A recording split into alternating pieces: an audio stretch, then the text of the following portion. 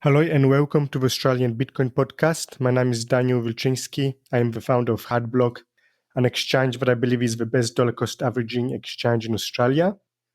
Today's guest is Tarik Sammour. Tarik had a talk at Bitcoin Alive a few months back. He was also interviewed for the Australian Financial Review, where he talked about the impact of inflation on Australia's healthcare costs. We'll talk about that in the show, as well as how he orange pills his fellow doctors and what might Bitcoin click for him. Hi, welcome Tarik to the show. How are you?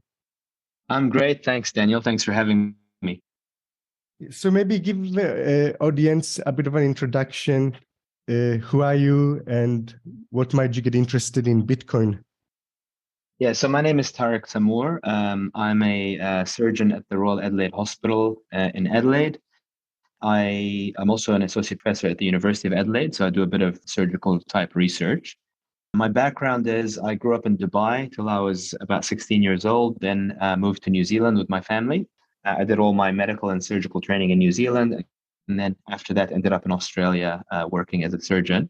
I've got two young kids and a growing family in Adelaide. As far as why I was interested in Bitcoin, I've always been interested in technology and I'm sort of an inquisitive person by nature. And so I heard about Bitcoin in the early days, probably first started hearing about it in about 2014.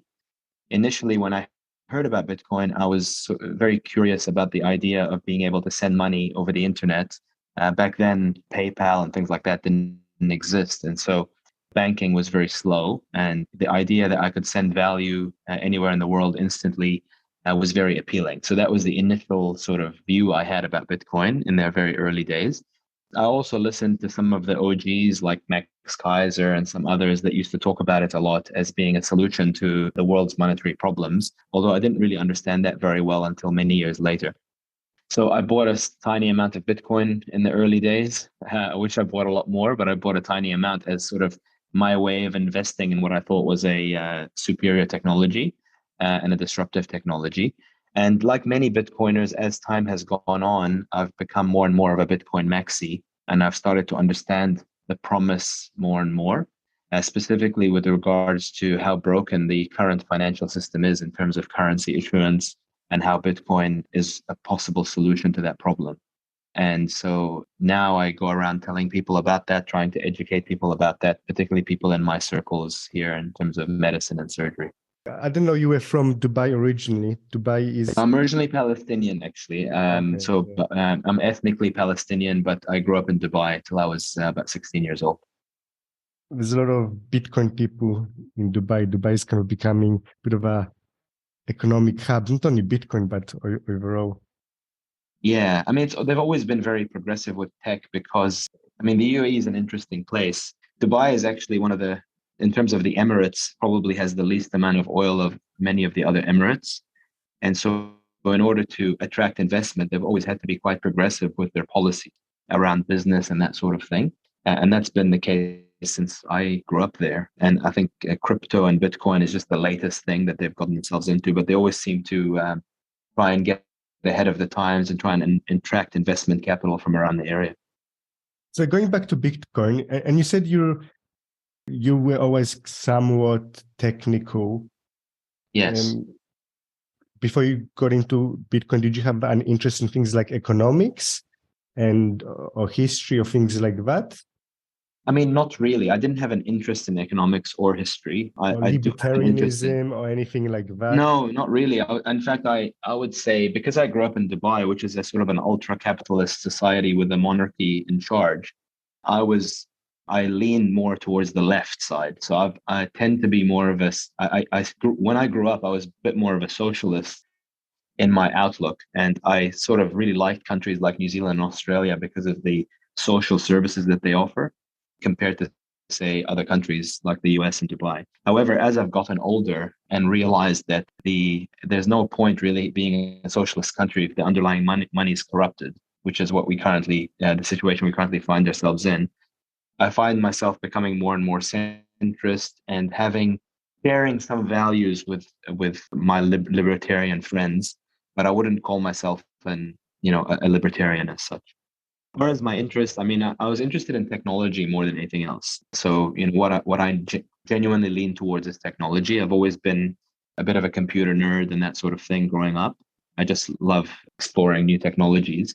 I think my exposure to economics and history and political ideology comes from the fact that I've lived in many varied types of places. So, there's a very sharp contrast, for example, between the way the system works, the political system works in Dubai and the UAE, and the way the political system works in New Zealand. So even though I'm not naturally interested in those topics, just because I've had to live with those issues, it sort of means that I understand maybe a little bit more than the average person, just because I've had to face the problems associated with both types of political systems. Sometimes I hear people, when new people get into Bitcoin, and Bitcoiners tell them, okay, you got to do self-storage, or you got to set up your own Lightning node with Zeus and stuff like that. And for a lot of people coming in, this just seems so overwhelming, especially if they're not technical. If you have some kind of background, in terms of being technical, you have some knowledge, you said. Do you think that's Mhm. necessary for somebody to come into Bitcoin? Do you think they have to be somewhat technically proficient? I think at the moment that's definitely the case. And I think it's important for early adopters because otherwise it is overwhelming. Like, asking my 75-year-old dad to use Nostr, for example, is impossible. So, or to even, learn how to use a Lightning wallet without significant input at the moment. But I think that's the case with all emerging technologies. I think sometimes some of us who've been in Bitcoin for a while forget that it is still an emerging technology. And I think as time passes, a lot of these things will change. And just like, for example, with the advent of the internet in the early days, I remember you had to be quite technical to be able to use email. So, whereas now you don't. So I think with time, as the apps improve and as the gateways improve, and as there's general dispersion of some of the knowledge, the technical insight would need to be a lot lower. So the bar to get into Bitcoin would be a lot lower. It'll just live on an app on your phone and you would just use it without thinking about it, kind of like we use email today. But I think at the moment, there's no question you have to have some level of technical knowledge, but also some level of interest to actually get into it. So what about somebody who's like 50 or 60-year old? And I actually met some people like that, even like doctors who asked me, they were kind of curious about Bitcoin. And they Yeah. were like, we were doctors, we were pretty well off financially, around 60 years of age, Yes. but we weren't super technical. What do you think? Like, what do you advise to them? Should they just ignore Bitcoin? Can they do anything? Or So, I mean, my advice, I mean, I deal with this a lot. So I speak to these types of doctors a lot, actually. And what I say to them is I try and explain it in terms of the why the Australian dollar, the US dollar is a failing and broken system. And when I try and deal with it on that level. And when they ask what they can do, what I tend to suggest to people is to slowly dollar cost average into Bitcoin. And that mainly involves buying some Bitcoin at whatever rate they're comfortable buying. And I generally suggest a low regular amount so that they invest in the future of the technology. And that's relatively easy to do. I don't tend to recommend they use it at a more deeper level than that before they understand how it works. So I don't ask them to use Lightning. I don't ask them to use Nostr. I don't ask them to listen to MicroStrategy podcasts or anything like that. What I suggest they do is if they believe that there's a problem with the current financial system and they are willing to accept that Bitcoin may be a solution to that in the longer term, that maybe it's a good idea to get some now at a rate that they're happy to hold on to and not trade. and how do you recommend for them to store it? Yeah, so that's a good question. I get asked, that's the second question you get asked. I definitely do not recommend they keep it on exchanges. And I think for the vast majority of people, a soft wallet on their phone, which they can custody, is probably the best solution. If they're going to buy bigger amounts, then I recommend the hardware wallet. But for the vast majority of people, I think that's at the moment, that's probably a step too far from what I've noticed. I agree with you, and that's what I recommend to people also. It's easy to forget that what we think is very basic for somebody new, it's overwhelming. No, I completely agree. So I think we have to start with the basic levels of education rather than the technical aspects. I think the technical aspects are nice for people who are tech savvy, but the vast majority of people, it's probably too much detail and too much information. I think really what I tend to focus on is the fact that, like, for example, at the current moment, right now, there are a lot of doctors that are completely over leveraged with their property investments. So, they borrowed a lot of money when the interest rates were low, and now they're caught in a trap where their mortgage rates are going through the roof and they don't really know why this is happening to them.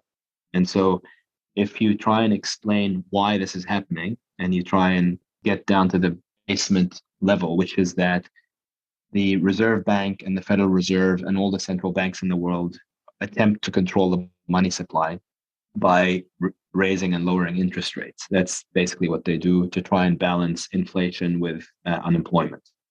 That's the stated mandate. Problem is that they have so much debt that there's only so much they can raise the interest rate. So sooner or later, they will have to start diluting the money supply again. And the way people notice that is, the house prices go up. And so, I was talking to one of my colleagues the other day, and I said to them, in general, if I had $100 and I loaned it out to you and you borrowed $100 from me, who should benefit from that relationship? You know? And most people will say, well, the person who has the $100 should benefit because they've saved $100. And I say, okay, so if I go to the bank and I put $100 in a bank account, is that better or worse for me than borrowing $100 and buying a house with it in general? And they will say, no, it's better to be in debt.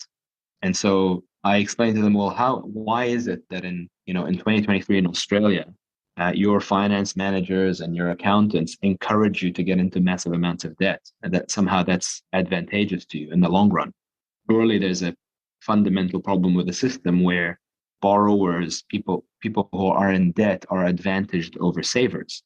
And when they sort of start thinking about it like that, well, then you say, because they can feel it, they can feel that it is wrong to borrow $1 million and buy a house for no obvious reason. But they do understand on some level that house prices go up faster than the value of your money. And so that's why they borrow and buy houses. That's why their finance managers tell them to do that. And so when you explain to them that the underlying money is the problem, and that these days what someone typical person in Australia does that has money is they try and save in houses rather than in dollars, and that system is not sustainable. Sooner or later, that system is going to have to collapse because the incentives are warped. They sort of get it, and they sort of become a bit afraid because they see that the system might be unwinding right now, and they, like any natural human instinct is to try and protect yourself from potential disaster. They see banks failing, they see a potential housing market crash coming up, and they don't really know the extent of how bad that's going to be, and they worry for themselves and their family and the money that they've saved. And so I use that as leverage to say, look, if you want to have a hedge against collapse of the system, then perhaps you should get a small amount of money that is outside the system. And I think Bitcoin is a perfect representation of that. It's a technological solution to that problem. And most of them do get it. Now, the vast majority are still kind of afraid to buy any Bitcoin because they don't really understand it. But I can tell you that maybe 10% of the people I talk to end up buying some Bitcoin. And once they buy some Bitcoin, they're sort of forced to learn about it a bit more because they don't want to own something they don't understand. And that pervades throughout their experience. And inevitably, what happens to them is what happened to all of us, which is they end up buying more and more Bitcoin until Bitcoin becomes, their a larger part of their overall wealth portfolio. And larger part of their headspace and their thinking. That's right. At least That's right. last. But yeah, I think like what you said, you need to start small and just give them some Bitcoin. I think that's the first stage, because some people also, if you get a bit overwhelmed with everything you have to do, and sometimes people come into Bitcoin, and Bitcoin is telling them, oh, you need to learn this and learn this. But you don't need to learn it, certainly not at the beginning. Just start and buy $10 worth of Bitcoin on your wallet. Yeah. And start from there. And over time, kind of improve your knowledge and buy more Bitcoin. And yeah. And I think that's the other issue is, people think of Bitcoin as very expensive. So people who don't really understand, they go, I'm not spending 27,000 US dollars on a Bitcoin. That's another barrier. And so I agree. If you give them $10 worth of Bitcoin, if you explain to them that just buy $10 worth of Bitcoin a week and see what happens. And it becomes one of those things where it's sort of a self-fulfilling prophecy in a lot of ways. But I think you do need to get around that barrier of one, what it is, like why it's worthwhile to think about it, and two, that it's actually not as expensive as you think because you can buy as small an amount as you're comfortable buying. You were recently interviewed for an article in the Australian Financial Review, and we talked Yeah. about medical inflation. And you talked we already touched about on some of the things that was in the article. Yeah. In terms of why doctors should personally invest in Bitcoin. But there were some other aspects that you talked about in the article about medical inflation and beds and things like that. Yes. I found that really Yeah. interesting. Maybe Yeah. explain. So I mean, inflation affects us in every aspect of our lives, but the funny thing about inflation is, as we sort of know as Bitcoiners, that hard assets inflate more in price so the price goes up faster than soft assets. In my opinion, there is no harder asset than something like a hospital bed or or an operating theater. The reason I say that is if you think about something like houses as hard assets, most people understand that houses are hard assets because you can't build houses fast enough for the demand, and so they tend to go up in price very quickly.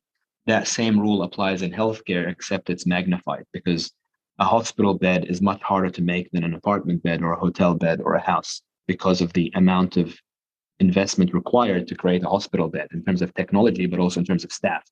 So a hospital bed is generally quite a high-tech environment. You need, for example, you need oxygen to be plumbed into the walls, which you don't need in a normal house. You need monitoring equipment, and you need a nurse to pay a nurse a salary to look after the patient in the bed. So a hospital bed is much more expensive than a house bed or a room, and it is much harder to make more of. And so as a result, the prices of healthcare, the cost it takes to create a hospital bed goes up much faster than the cost of even housing. And the way doctors feel this is if you speak to any doctor and you say to them, what's the waiting list like for surgery today versus 50 years ago? Or what's the pressure on the beds like today versus 50 years ago? And they will all quite easily tell you that the system is much more congested and much more difficult to deliver healthcare to. But they don't really understand why that is. They think it's just the aging population, but actually that's not the case. I mean, that's one factor, but the major factor is that the amount of investment that the government and private healthcare providers invest into healthcare goes up roughly with CPI. And that's not enough to keep up with the increase in price of healthcare, which is, at least 3 to 4 times that, if not more. And that's been the case pretty much since 1971, but it has been the case, let's say, for a number of decades. So we're in a situation now where the funding for healthcare, relatively speaking, to say 50 years ago, is very, very low. Even though the absolute number goes up a little bit every year, in relative terms, it's extremely low. And so, the healthcare system is slowly going bankrupt, just like everything else. And as a result, we can't deliver the same level of service that we could in the past. And so that was the purpose of my talk at Bitcoin Alive. And the AFR, Australian Financial Review interview was somewhat of a slight surprise. I didn't really realize they were going to do a full page article about it or anything like that. Obviously, it's an investing journal and they're more preoccupied with the investment side of it. Whereas I was sort of more talking about the social consequences of healthcare inflation. And what you're saying is that things like hospital beds are a kind of real estate, and because of Yes. that inflation, that as overvalue of land in Australia and as the value of real estate goes up, real estate in the form of hospital beds is also going up. Yeah, but even more so than normal real estate. Yeah, even more so because it is much harder to make more hospital beds than it is to make more houses. So in terms of looking at something that's a hard asset means it's hard to make more of it, basically. Something like gold or houses. And those dynamics, those supply dynamics are even heightened when it comes to something like a hospital bed because it's so much more difficult to make more hospital beds than it is to make more houses. And in that article, you gave some numbers, which apparently in 1967, the Royal Adelaide Hospital, where you work at, serviced an area of 600,000 people and had 900 beds for 600,000 people at a ratio of 1 bed to 800 people. And now the ratio is 1 bed to 2,000 people. That's exactly right. And basically, throughout our history in Australia and everywhere else, the number of hospital beds per population has been going down at a very fast rate. So the total number of beds are going up, but it's not keeping up with the population. So in fact, the opposite is true. So the number of beds per population has gone down by something like a factor of 10, over the last few decades. And when you got into Bitcoin, a lot of people go down the path of going to altcoins and shitcoins, Yeah. and then they come into Bitcoin. Was that also the path that you followed?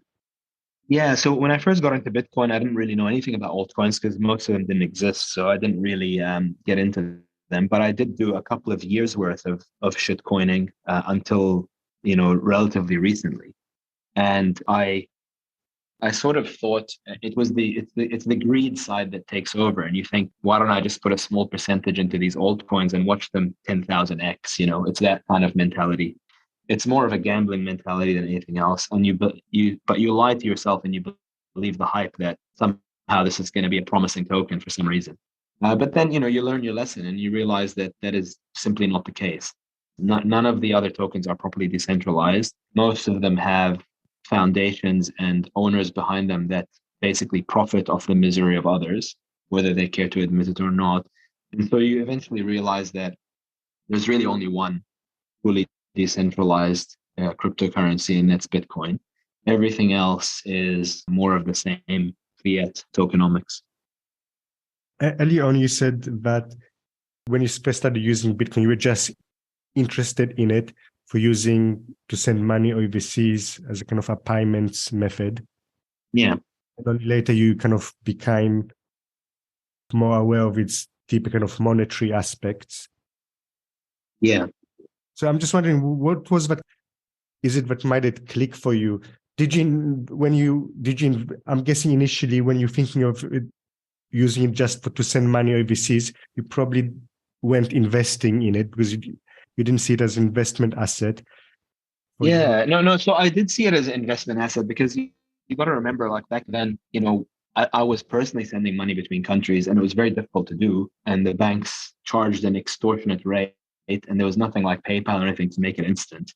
So initially I thought this is going to revolutionize money transfers, because this is even before Lightning, right? This is just the base layer Bitcoin network because it was so much faster than the traditional system was at the time and cheaper. Now, as time went on and things like PayPal and Wise and other services became on the scene, that aspect of Bitcoin became much less useful. It is still useful in terms of, the semi-autonomous nature and the fact that Lightning is actually much cheaper now than many of these existing services. But, PayPal is easier to use than base layer. And when things like that became obvious, I sort of didn't really understand then what the purpose of Bitcoin was. Initially, I thought of it as a revolutionary money transfer technology. Then for a couple of years, I'm like, well, how does this improve on PayPal? I don't really know. So I sort of wasn't sure about it. But where it really clicked for me was it clicked for me gradually, but there was one moment I remember during COVID actually, where I was like, oh, I get it now. And it was the moment where the entire world was shut down. So businesses were shut down, at least in the West. Immigration was shut down, tourism was shut down. There was way less flow of people into and out of most countries, including Australia. But yet the house prices exploded 20% in 1 year. So in Melbourne, the house prices went up 20% during COVID. And it became very clear to me that the price of something like houses is not really about supply and demand. It's about dilution of the money supply. Because obviously during COVID, the government printed a huge amount of money. And a lot of that money found its way into housing because that's where people put money. And so I suddenly realized that, oh, okay, even if the world is suppressed and depressed, and the price of hard assets actually goes up, not down.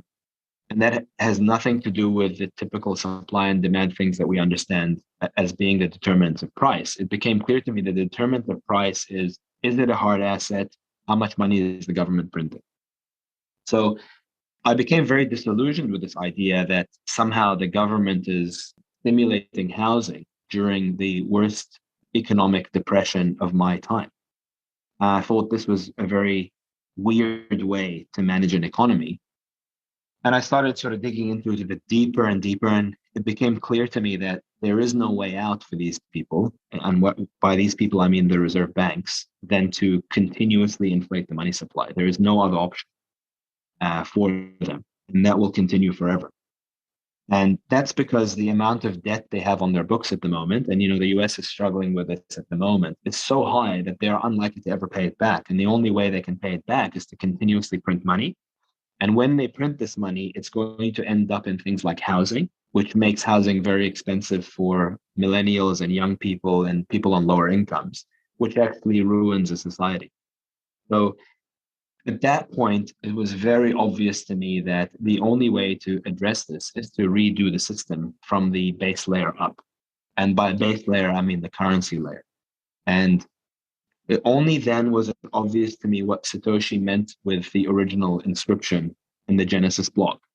It was only at that time that that became really obvious to me. And I started to think about it as a moral imperative to tell people about this and to explain the situation so that the people who are currently being taken advantage of by the broken system have a chance to get on the train earlier than those who are being advantaged by the broken system. And so that's my current thinking around it. Speaking of inscriptions, what do you think of ordinals? And just to give listeners a context, Yes. it's right now it's 16th of May, and in the past week, last week, Bitcoin fees went up a lot to around $50-$60 per transaction, as high as that. Yes. They've dropped since then. And a lot of that was basically because of ordinals and BRC20 tokens. But yeah, what's your take on that? Are you, because Yeah, it's a good Bitcoin is a question. split on it. Yeah, I'm on the side of everything's good for Bitcoin, and it's designed to be resilient to free market activity like this. And so I personally don't care about ordinals. I would never make one. I don't understand the point of the JPEGs being so valuable. I do think there may be a role for inscribing important documents like the Constitution or something like that in that using that method, because if you want to protect some sort of document forever and make it resistant to change, then that might be one way to do it. I do think it's quite an expensive way to do it, so it better be a very, very important document for you to do that. I don't see the point of putting weird wizard JPEGs on there. I think that's a waste of resource, but that's just my opinion. And the point is Bitcoin's for everybody. It's designed for everybody. It is designed to be resilient to whatever use case people want to use it for. And at the end of the day, I don't think it harmed the network in any significant way. And from my point of view, they can inscript as many JPEGs as they want as long as they're willing to pay the fee. I think what sometimes people forget is these people are paying a lot to to have these things done in the way that they want to do them, and they're paying that fee to the miners. So good luck to them, and the miners are pretty happy. Seems like so. If they're willing to pay a lot of money to put what is, in my opinion, a fairly useless use case, that's fine. I'm not. None of us are the arbiters of how the network should be used. The network is an open network for a reason, and the game theory of the network will determine where it goes. And so far, it's been actually highly successful at that. And I don't see that changing anytime soon. Yeah, I pretty much agree with you. Like we say, there's no CEO of Bitcoin. So if somebody wants to use Bitcoin in a way we don't want to use it, then there's no CEO to say they can't do it. Yeah, yeah. I mean, think, it's pretty clear some of them were doing it with the intention of spamming and joking around. That's been stated publicly on Twitter and things, and that's fine. As long as they're willing to pay for it, nobody's losing. Other than that, their own money. They can't really they can spam it, but it's not free. They're gonna pay for it. So Exactly. eventually, the only way people can put thing on Bitcoin if they're willing to pay for it. So that That's right. must be somehow valuable for them to put it on Bitcoin. And actually, I Yes. was thinking a bit about Ordinals. I'll tell you my thoughts on it. I think there's what you said, that's definitely a big part of it. If you want to preserve something or kind of have like a proof, a timestamp proof of when it was created. So putting something on the blockchain is useful for that, kind of as evidence that it was created at this particular time. But I think it's also valuable in if you've got something that you really want the people and everybody in the world to see or to share, you can put it on Bitcoin, on the Bitcoin blockchain, on this kind of uncensorable medium that is going to last throughout the ages. And the fact that you pay so much for it, the fact that it's so efficient, means that you're actually paying for it. So you think it's valuable. It's kind of like an anti-spam feature. You're giving Yes. it to the world, some kind of information which is preserved, and you think it's actually valuable for the world to pay attention to because you're willing to pay money to put it on the blockchain. Does that kind of Yeah. make sense? It does make sense. And a lot of these spammers on Twitter, their goal, their stated goal is to increase adoption of things like Lightning. So they're trying to accelerate because eventually Bitcoin fees are going to be high. They have to be high at some point. And so, down the line when the issuance of Bitcoin drops.